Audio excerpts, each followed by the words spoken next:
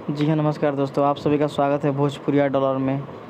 सभी लोगों का कहना है, जो इंडस्ट्री से जुड़े हुए हैं, उनका 2 दिन से इंटरव्यू देख रहा हूँ मैं। बस इंटरव्यू में खेसारी लाल यादव की चर्चा हो रही है कि वो 2 साल तक गाना नहीं गा पाएँगे। वो गाना क्यों नहीं गा पाएँगे भाई? इसके पीछे कारण क्या है?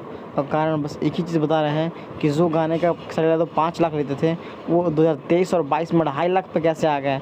ये इसके पीछे बहुत बड़ा राजनीति है और कुछ लोगों ने कमीशन के चक्कर में ये सब काम किया है।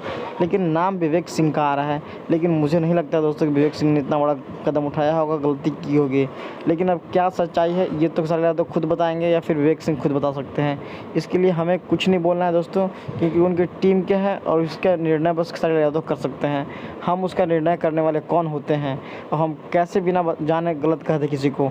अगर वो गलत होंगे तो खुद पता चलेगा इंडस्ट्री को, आज न कल तो पता चल ही जाएगा दोस्तों, क्योंकि वो आज न कल बात सच बाहर आएगी ही।